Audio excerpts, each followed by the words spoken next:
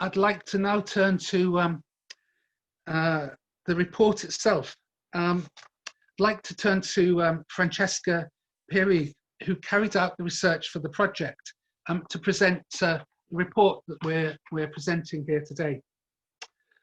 By the way, the report is now available on our website for download, and the link will be displayed at the end of the webinar. Francesca is a freelance researcher and communications consultant, and worked with WACC Europe on a previous project assessing how refugees and migrants are represented in the media in Europe. Francesca, over to you to present the report. Yes, thank you, Stephen, and good morning, everybody. Yes, we have the slides. So I will give you a quick run through the project and the report that we're launching today. Just a few introductory words. So the idea for this project came from an earlier one. That was the 2017 Refugees Reporting Project, where we analyzed how migrants and refugees are of European countries. And what we saw then was there was a big gap in our analysis which related to social media. So that's why we decided to then focus this follow-up project, the second part of the project, entirely on social media. And the objective of the current project that we're presenting today, breaking down the social media divide, is not only to identify strategies to address hate speech on social media, but also to find just more practical ways and practical suggestions to create a respectful online environment. So a space where everyone is free to say their opinion and to do that in a respectful manner, as long as they do it in a way that does not infringe on the dignity of others. And to create that, sometimes we may have to deal with hate speech or hateful content online. So that's why we provided in this report a series of practical tips and suggestions on how to do just that. And the report that we're launching today is particularly aimed at individuals or small groups and small organizations who do not have a lot of experience in managing social media, but who are really keen on engaging more, and they want to do something when they see hateful content online. And just as a final introductory remark, so when we started this project, we wanted to focus specifically on hate speech targeting refugees and migrants. And soon after we started, we realized that this narrow focus was not always achievable, but also not always helpful. So while we still tried to keep it focused on that, sometimes we adopted a broader lens. So we discuss hateful content more in general and targeting different groups and different communities. So we can go on to the next slide, please. Thank you. Right, so getting to the nitty-gritty of the report. So when we start talking about hate speech, we enter, as with many subjects, a kind of a gray area. And there are a number of difficulties revolving around the concept of hate speech. The first one of these difficulties is that there is no clear-cut, universally accepted definition of the concept of hate speech under international law. So what you see on the screen is just one example, and please only take it as one example. This comes from the Council of Europe. And what we saw analyzing different types of definitions is that hate speech requires that there is an individual or a group of people who are deemed as being other, as being different, as being inferior in whichever way. And then it builds upon this image to create more and more negative stereotypes until it becomes something more violent and something really hateful. The other aspect that's difficult related to hate speech is to understand how much of it there is online. So we know that there is hate speech only insofar as hate speech is reported. And people may have many different reasons for not reporting it when they encounter it. So for example, they may not feel comfortable with the process of reporting, or they may not trust it. So what we know for sure is that hate speech is underreported. But even if when we look at the part of it that it's reported, we can see that it's been on the rise over the past few years. And we can now move on to the next slide, please. Right, so the other concept that comes up very often when we talk about hate speech is freedom of expression. So freedom of expression is, of course, one of the most fundamental rights. It's what allows democracy to thrive, a free media to be able to hold accountable different actors in our lives.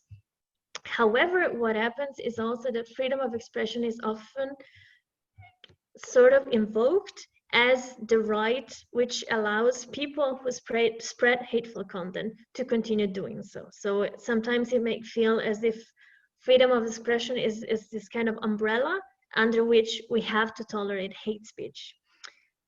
However, that's just not true. Freedom of expression is not an absolute right, which means that it can be limited. And freedom of expression needs to be limited when it infringes upon someone else's rights. So, for example, when we have speech that incites hatred or violence against a person or a group of people, that cannot be considered as, so to say, protected under freedom of expression, and that can be even legally sanctioned depending on where we are. So we can move on to the next slide after this brief introduction, and we go into the maybe more interesting part of the report, which is how can we respond to hate speech or in general hateful content when we encounter it online. So broadly speaking, we have three main lines of action that you can see on the screen. All of them are valid at the same time, all of them are important, and all of them can be an engaging way to counter hateful content. It is entirely up to you to decide in which one or which ones you would want to engage. That depends on many things like your interests, how many resources you have, how much time you have, which content. There is no order of value in the things that are present right now on the screen. All three are very valid at the same time. So I'll just briefly walk through them. So when we say legislation and codes of conduct, we mean on the one hand binding legislation, and on the other hand voluntary codes of conduct. So in both cases, what we assume is that social media companies should be held accountable, responsible for the content that is posted and is shared on the platforms. And while this may sound really nice, in practice, there are a number of difficulties with this concept. So we have a number of countries who have legislated on hate speech, and these legislations always came with a lot of criticism, especially from rights promoting groups, because there is always a very thin line between deeming some type of content inappropriate and freedom of expression. And this also brings to another difficulty, which is making social media companies judge and executioner in a way. So making them responsible for moderating the content and hate speech and what is inappropriate content. And these are private companies, and they have their own motives, and they may not have a lot of experience in this area. So usually these legislations come with really high fines, like in the order of millions of euros attached to them. So what we see is that social media companies may err on the side of caution, so tend to remove more content that is flagged, even if it's not necessarily inappropriate or hateful, but they may do so just to avoid incurring in these really large fines. Moving on to media and education and media literacy. So education and media literacy are preventive tools. It's a preventive approach. It's of course very important. And the idea behind it is that the more we understand about how content is created and shared and how content spreads on the internet, the more we will be able to stop hateful content from spreading. So when we develop this not just critical thinking, but also critical clicking, so to say, we're able to question the sources that we see online. We're able to question the information and to ask for more information and to double check certain sources that we may not be familiar with.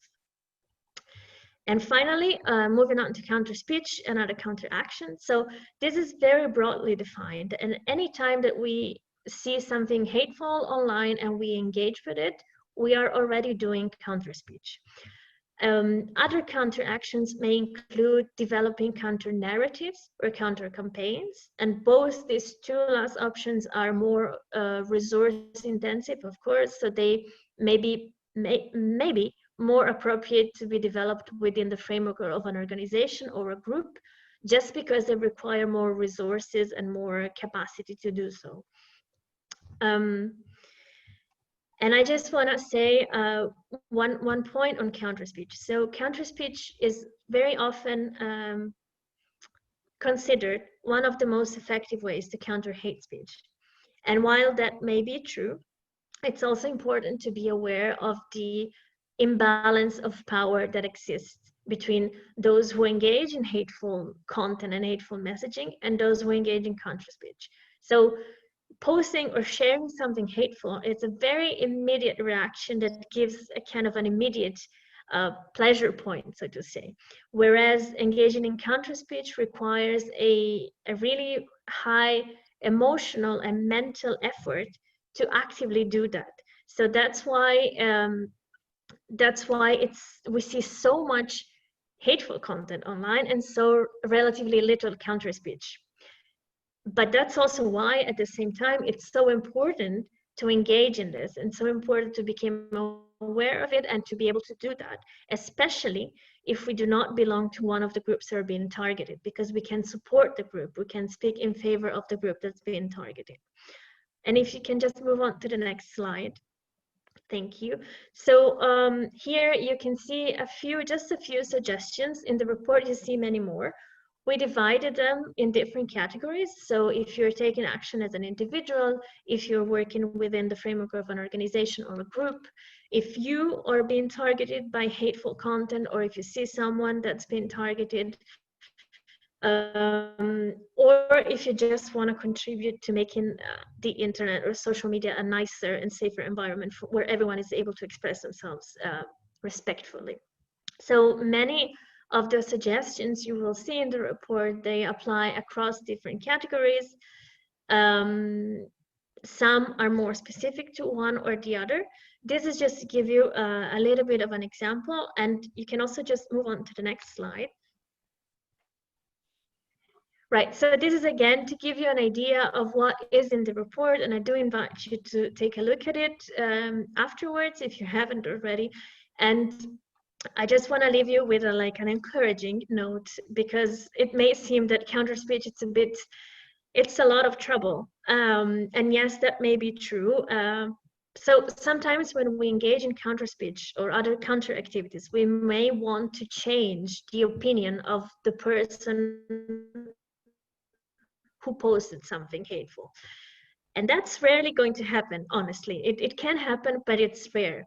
However, we need to remember that there's a much wider audience of social media users who are passive, who are just reading the comments, or scrolling to a conversation and reading something. So while we may not be able to change the opinion of the original author of the post or of the comment, we may actually have an impact on the people who are reading and are not really engaging in the conversation. So there's many more of them than there's of people actually posting. So just do not be discouraged. And that's it. Thank you. Thank you, Francesca. There'll be an opportunity later on for questions and comments, and please keep them coming in the chat. When you look at the report, you'll see that alongside the tips and guidance, resources and analysis, we have comments throughout the report from 4 people sharing their own experiences of dealing with hateful content online and of trying to create a better internet. We have 2 of them here with us today. Dóra Laborczi is a Hungarian journalist and Lutheran theologian. She has founded, edited, and worked on several critical Christian blogs to increase dialogue between the secular and religious public spheres. She studied communication and media studies and is currently a student on a PhD program on film, media, and contemporary culture. Dóra is now working as a journalist for the biggest Hungarian women's magazine, Nok Lapja. Annegret Kapp is a communication officer with the World Council of Churches, which is one of the partners of the World Association for Christian Communication. She has degrees in intercultural studies from the universities of Saarbrücken and Metz. Born and raised in Germany, and having lived and worked in various European countries, she moved to Switzerland in 2007 to work as a web editor for the World Council of Churches. Social media became increasingly part of Annegret's portfolio over the years and is at the core of her assignments since 2016. So, first of all, I'd like to ask each of you, Annegret and Dóra, what is your experience of hateful content on the internet or in social media? Maybe Dóra, you could go first. All right. Hello. I don't know if you see me or hear me. Yes, now I find where can I start the video. So hello everyone. Thank you for inviting me. Yes, I would give you a short impact about my experiences and a few statistics what we have in Hungary, and a little impact on the political and gender dimension of this whole issue and question in Hungary. My experience is right now that I'm spending my recreation time in a lifestyle magazine, because my last 5 years in the church media or the Christian media was really, really tough and really tensionful, because yes, it's as simple as you should know your place on a political scale if you are a Christian strong voice. So it's so simple. The political will and power just simply cannot let critical Christian voices, because they have a well-structured, well-organized communicational forces. Let's say it's a propaganda machine, and within this structure, the church has its own place, and there are consequences if you are out of the line. It's completely just my experience. I'm saying it because I knew after my articles that which topic is not acceptable, and I could really know that when I will get phone calls from upper levels on the hierarchy. So this is the church part of it, but there is also political and practical side, that this whole hate machine, this online hate machine, is a really well organized something. Every critical strong voice sites has their own trolls, who are follow you and keeping this kind of false conversation going. So they are always asking questions but aren't really connected to the topics, just to undermine your message or your real topic. And the most important thing is that's never a critique about the content what you are writing or trying to share. It's always something hateful stuff. And as a female journalist, I often experienced that it's really sexist and really about your outfit, and it's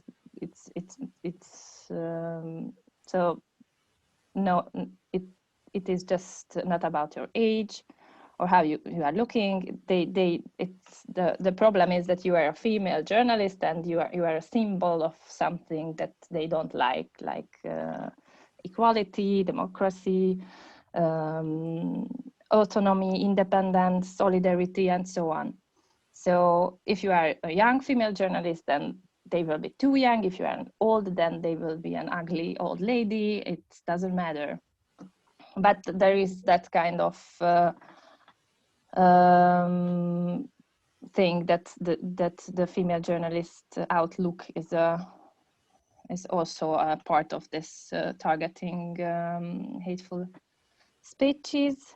And of course, the political dimension is that it's no matter if you are a female or a male journalist, if you are saying something or writing something or find something which is against the current political agenda, or you cover some issues of corruption and so on, then you will be targeted. So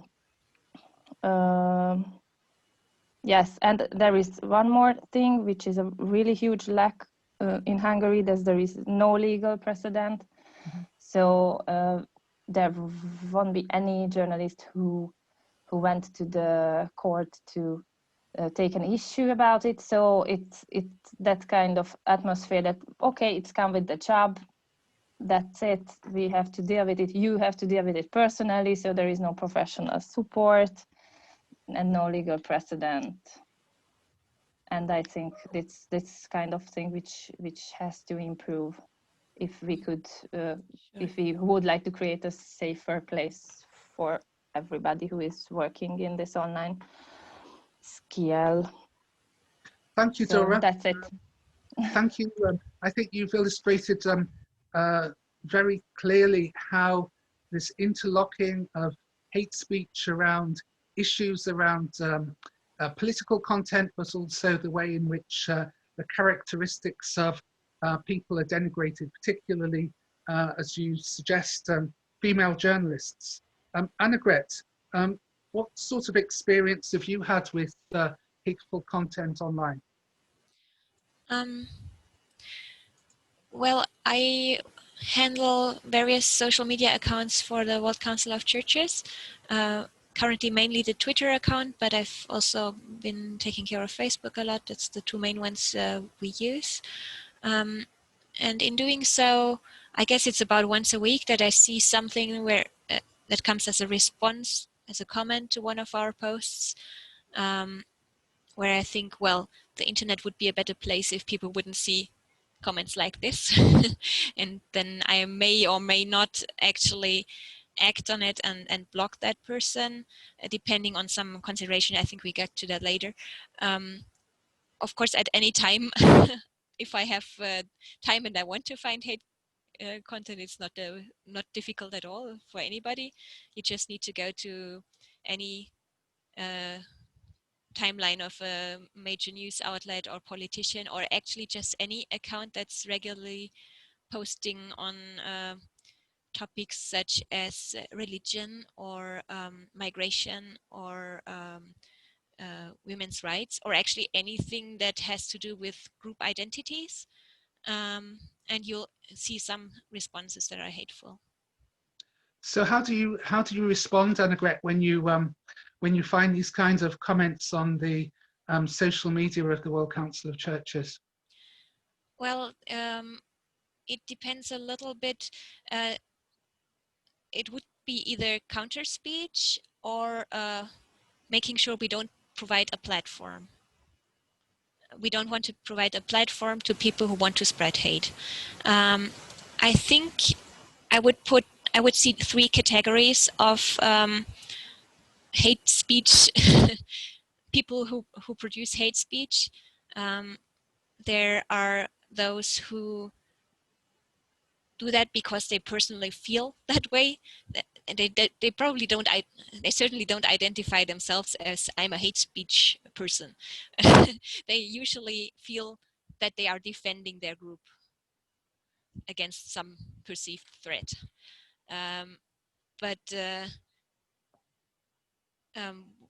Why I say this is hate speech is because they're targeting, treating another group as inferior. And we don't want to provide a platform for these people. The WCC has quite a lot of followers on social media, so potentially also comments on these posts can be seen by a lot of people. So it may be appropriate to remove a comment and make sure it's not seen by so many people. But we are also in the social media guidelines of the World Council of Churches, we say that we want to provide also a platform for dialogue, and we want to see comments as much as possible as a way to respond to things that are not clear. When questions are being asked, we want to provide a response, and when the stance of the WCC is questioned, to also provide links to where people can learn more. That would be the one possibility.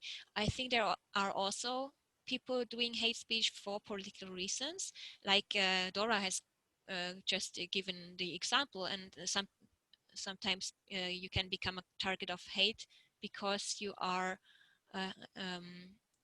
defending a position that is not liked by a certain government or by a certain group. So and then I think it's even more clear that you will not win such people over in a dialogue. You can always, it can still make sense to respond because we want to win over the bystanders. As Francesca explained in the introduction, there's most people who consume social media will not reply to a comment they see, they will just read on. But it has an effect on them when they read such a comment. So you want to provide a response in order to tell them this comment, this hate speech is not something that we can accept. And here are the reasons. One purpose of people who do hate speech can also be to waste your time, especially if it's about blocking certain voices who are having a certain position. So they can be intentionally wasting your time by coming back again and again with the same negative comments. And in that sense, it can also make sense to just block them and not provide a platform for them. Then the third category of hate speech producers would be fake accounts, and then it's particularly important not to provide a platform, but rather to report them, because if it's a fake profile, then the chances that the social media platforms such as Twitter or Facebook will actually take down that account are relatively high. And then it's also important not to raise such a profile that usually has few followers of its own. Thank you very much, Annegret. Thank you, Dóra. As Francesca mentioned, this project came out of an earlier project that WACC Europe undertook on media coverage of refugees and migrants in 7 European countries, which we undertook together with the Churches Commission for Migrants in Europe, based in Brussels. One of the issues that we noted in that previous report was that we were not capturing the role of social media in depicting migrants and refugees. And indeed, according to a study by the European Commission at the end of 2018, xenophobia, including anti-migrant hatred, was the most common type of hate speech reported to social media companies. So I'd like now to turn to Torsten Moritz, who is General Secretary of the Churches Commission for Migrants in Europe, where he has worked since 2002 to talk about the toxic cycle of narratives for migrants and refugees in Europe. Yeah, thank you very, very much, Stephen, and thanks to all the colleagues, specifically Francesca, for this very important report. CCME, the Churches Commission for Migrants in Europe, is the umbrella of churches working on migration questions in Europe.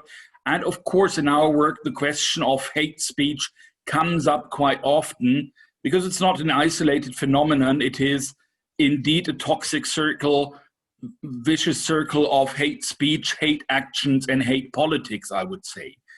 I would still hold that the number of people who are actively involved in spreading hate speech is way too high, but still limited.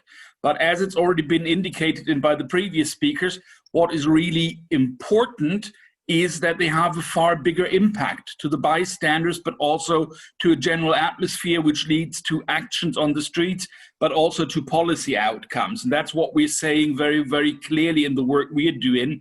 It redefines boundaries. If you have hate speech and it goes unchallenged, it redefines boundaries. It has, of course, a direct impact on the experience of, in our case, migrants, refugees, the way they feel perceived, welcomed, or actually not welcomed but hated. It creates a culture of mutual fear and distrust, and it is perceived by political decision makers. And I think that's very, very important. Let me give you an example I often use about perceptions and realities. Everybody will tell you, yeah, in 2015, everybody was happy about refugees arriving, especially in Germany. Now everybody hates them.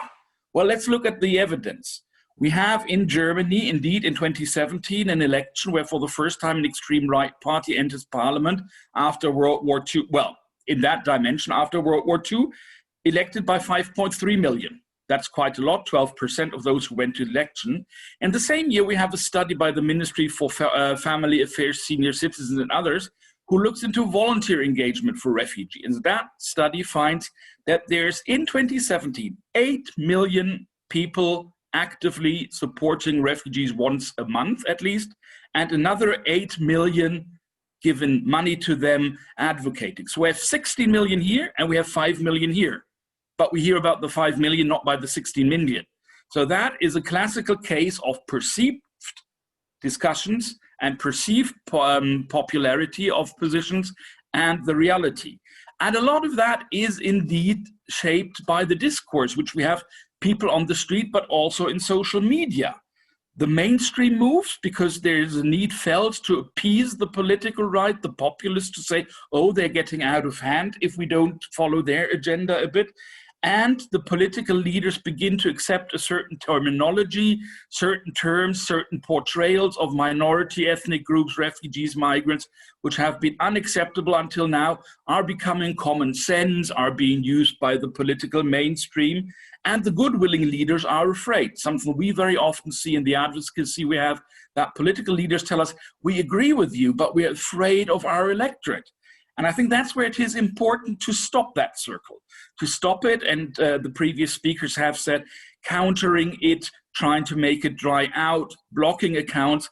But there's the people you will not convince. But to the bystanders who might be swayed, you need to tell there's a different opinion and we're caring about you. And I think that's the last point I would like to say. Something which is very, very crucial is the question of credibility. We know a lot of the communication of hate is based on people no longer trusting certain institutions. And we ourselves, as civil society organizations, as churches, who are hopefully not only there on a Friday helping refugees, but on a Monday helping all the people in the neighborhood who are poor and not having decent access to housing, to food and other things. I hope we would be in a position to break some of that, saying, well, we are with you and we're with others who are in equally difficult situations, so shouldn't we respond more with solidarity? So that is a very, very important question.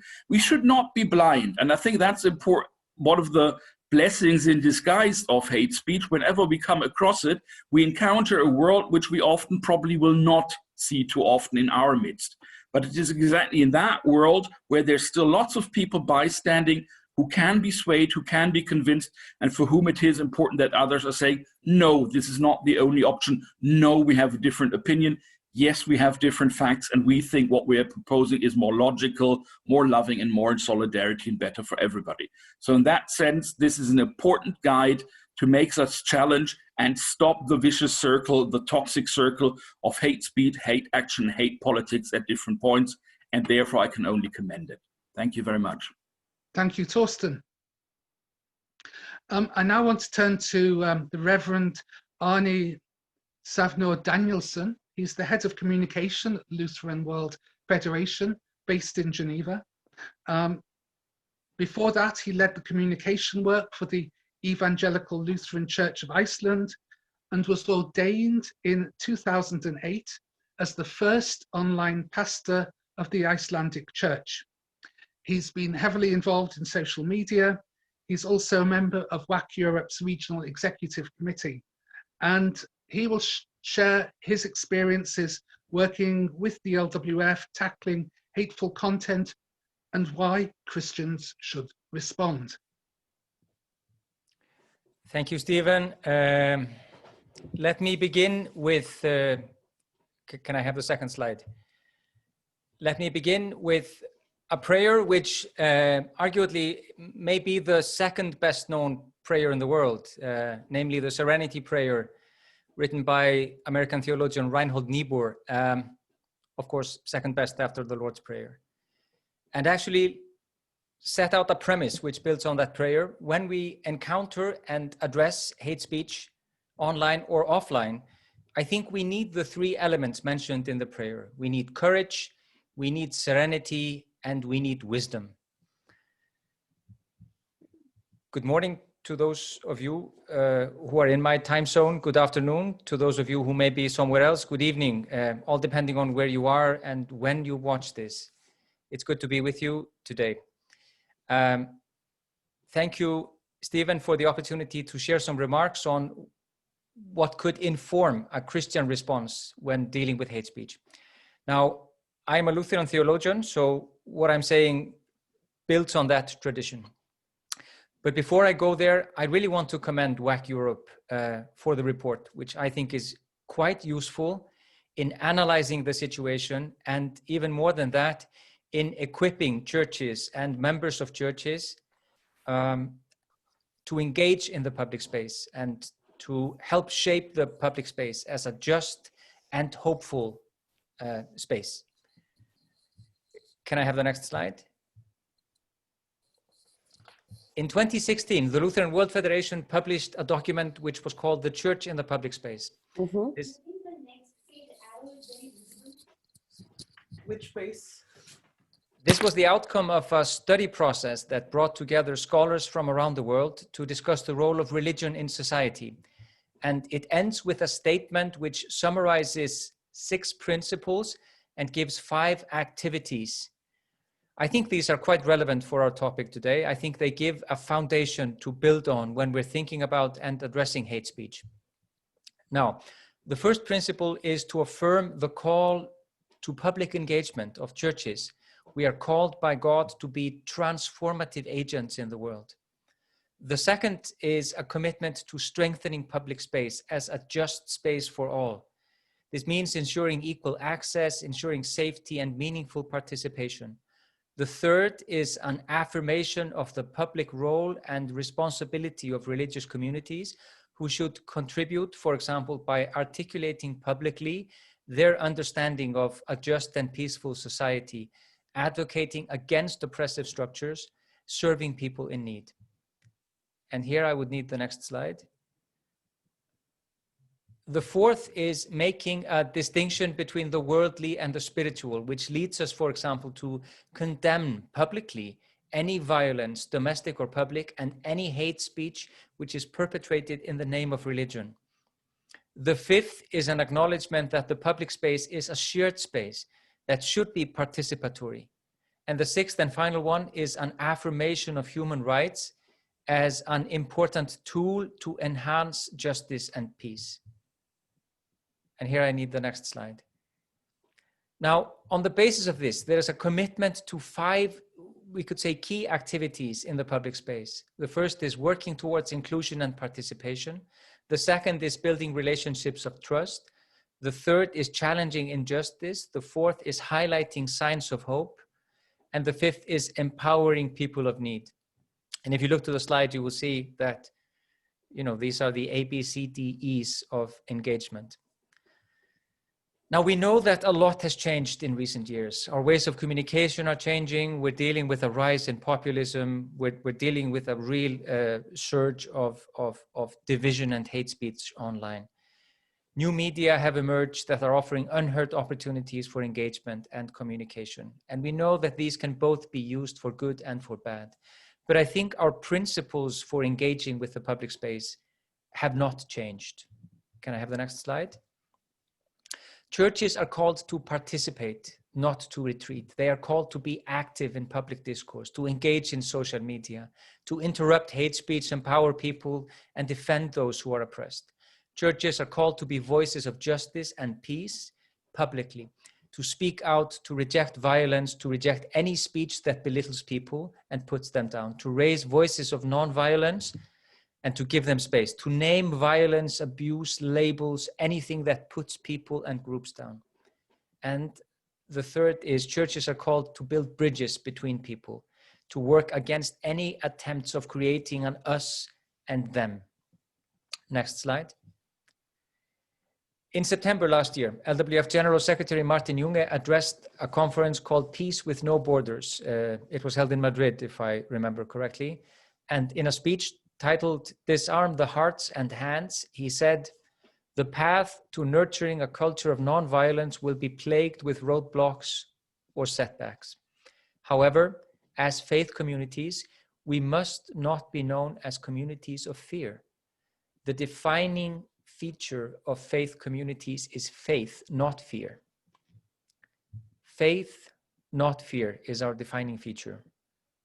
And I think the second best known prayer offers one way of unpacking that, also in the context of hate speech.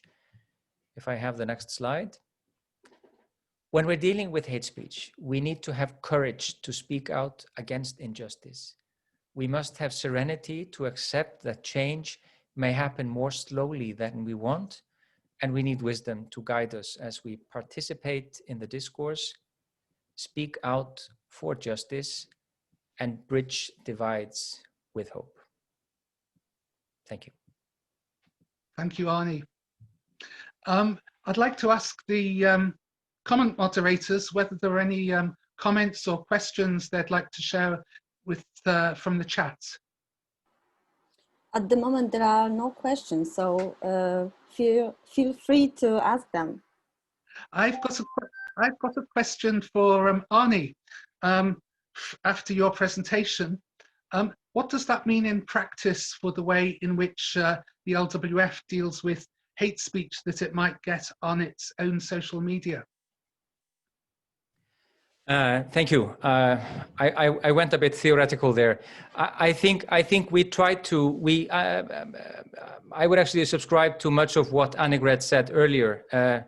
When we encounter this, we need to evaluate: is it something that needs a response? I mean, if someone is maintaining factual inaccuracies or trying to pin us down for something which is not what we stand for, then you need to acknowledge that. I tend to take a sort of soft approach. I think in many cases, when you meet aggression, don't respond with aggression. I don't think we want our platforms to be a way for people to spread hate. In particular, we've had a number of comments, a number of engagements in social media where people are how can I put it, trying to spark a discussion on something which is not relevant to the topic at hand, and we will hide these comments or in some cases, remove them. Thank you. Francesca, I'd like to come back to you and ask whether, when you were doing the research for this report, was it your feeling that hate speech is an increasing phenomenon, or is it something that exists and is kind of unpleasant but relatively stable? Thank you, Stephen. Yeah, this is a difficult question. So, as I said, it's actually very difficult to quantify it because we don't know exactly what is the real extent of this problem. But I would go back to what Torsten said and the example that he provided about Germany and the AfD voters versus people who are actively supporting refugees. So I do believe that the people who, but this is just my personal feeling, so it's not based on any data actually, but I do believe that the people who are actively engaging in posting or sharing hateful content are actually a minority, but they are very vocal. So this goes back to why it's so important to actually engage and do some counter activities, because there's many more of us, not only that are just silent bystanders, but there's many more of us who have actively opposing views, but we're not so vocal for whichever reasons, many different reasons. So I think that's why it's so important to actually do that and engage. Thank you, Francesca.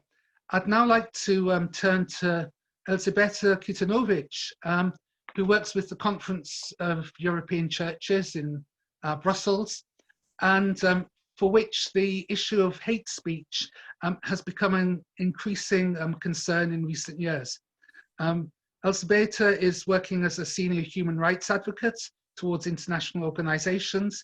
She's editor of the Human Rights Training Manual for European Churches, and in 2009-2010 was a member of the advisory panel of the European Union Fundamental Rights Agency, again nominated a couple of years later. I'd like to invite her as the closing presentation to give a short outline of how dealing with hate speech has become part of the work of the Conference of European Churches, and particularly to introduce one initiative that they undertook recently. Thank you, Stephen. Greetings from Brussels, and thanks to the colleagues from the World Association for Christian Communication for inviting Conference of European Churches to contribute with their experience on the topic, breaking down the social media divides.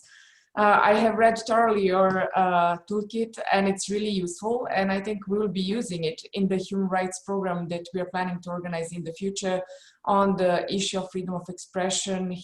How do we combat as churches and religious communities hate crime and hate speech in general. So last year, actually in 2019, we have organized Summer School on Human Rights. This is our ongoing program, which runs already for 7 years. And the topic was stand up against hate speech. Together, we have done this in the coordination with the Portuguese Christian Council of Churches, where we brought around 50 people who received interdisciplinary training on freedom of expression, hate speech, hate crime, and how to prevent incitement to hatred in a religious context. So the main reason why we did what we did was because of the rising populism in Europe and in the world in general. And what we have observed that, and what the participants in the summer school said, they expressed basically their concern that the populists encourage or use hate speech to steer one group against another, with a view to attain a relevant amount of votes rather than contribute to the social peace and political compromise. So these xenophobic attitudes, stigmatization of minorities, stereotyping on the base of race, color, national and ethnic origin, then religion, disability, gender, or sexual orientation led actually to the hatred, and this can also lead to the violence that we can see not only in social media but also in the streets sometimes. So this rise of anti-Semitism, rise of Islamophobia, and also issues in the domain of Christianophobia were the expressions of these attitudes. And they were not limited also to be clear to religious groups, but also they affect groups like refugees and migrants, what you have mentioned before, and what was basically the major force for you to start up this research and explore the material for this toolkit, but also in general for Roma people and also other minority groups. So we were really looking into the hate speech and hate crimes for various vulnerable groups in the society. And what we have noticed, and what came out basically from the participants in these relations was that there is lack of respect of other people in communication, and then especially in social media, and the rise of political populism on the global scale actually is posing a need in a society that we have a fact-based dialogue, and also that we look adequate solutions for the complexity of the political issues. So in your toolkit, I have seen, of course, a good material which was related to the legal side of freedom of expression, which is an important fundamental right, which obviously includes the right to disagree or to express dislike. But of course, the way we speak about other people has moral and legal limits. So in this regard, we have made like 5 minutes video. So if there is a time, it would be nice if we could see some, let's say, glimpse from and impressions from the summer school last year. Thank you. We'll now close with the video, and at the end of the webinar, there'll be a panel with information about how to download the report. Thank you for attending. Thank you for your participation. We look forward to keeping in touch with you in the weeks and months ahead.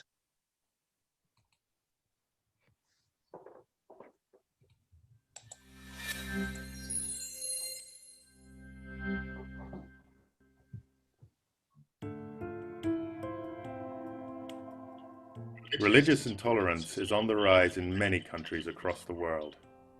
Jews, Muslims, Christians, and people belonging to other religious groups, especially minorities, are experiencing more discrimination, hatred, and even persecution. Hate speech is increasingly widespread, particularly on social media. For European churches, this is a dangerous moment.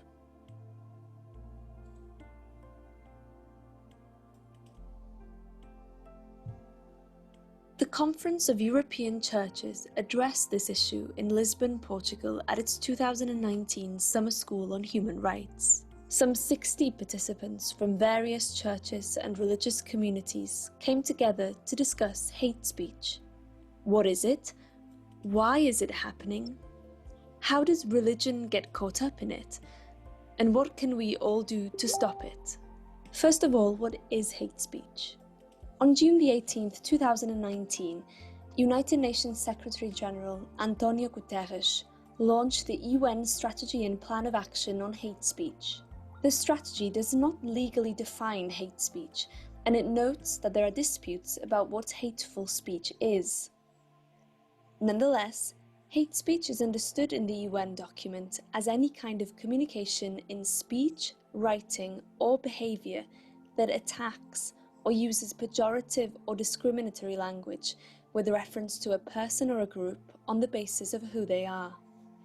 In other words, based on their religion, ethnicity, nationality, race, colour, descent, gender, or other identity factor. As this is a very complex subject, this video offers some impressions from the participants and lecturers during the summer school. Hate speech is, of course, a matter of concern in Portugal, like I would say elsewhere in Europe. It's a matter of growing concern. Traditionally, the UK likes to implement independently the standards directives. However, there is a recognition that those legal structures are now struggling to keep pace with what is happening in society.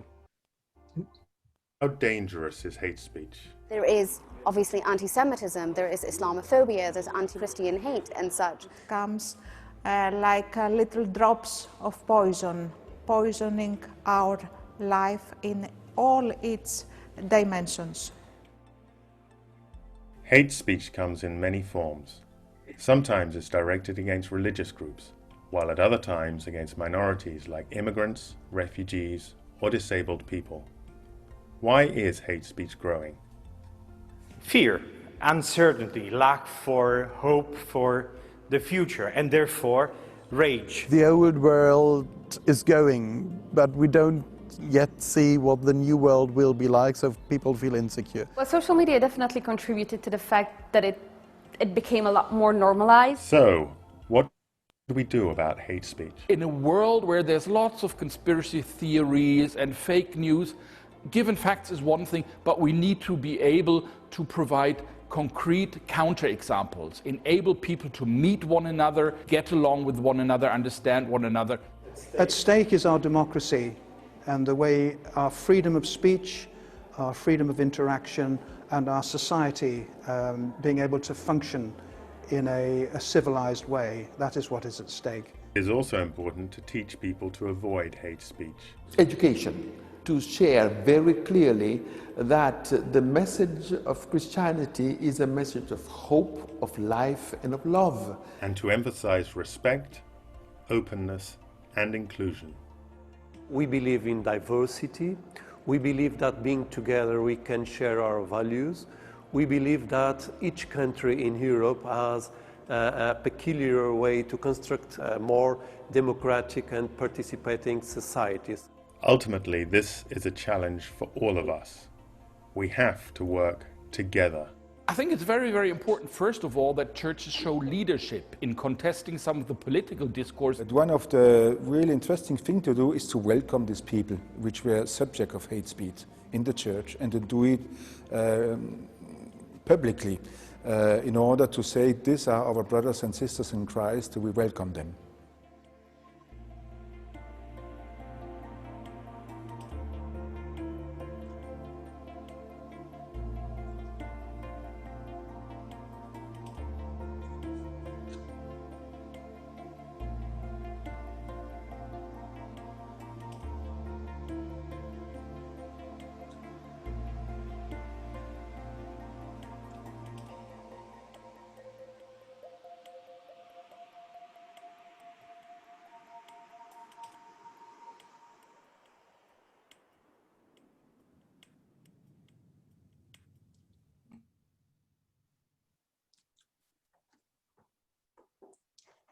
Thank you very much. Keep in touch. We look forward to staying in contact to deal with this hugely important problem.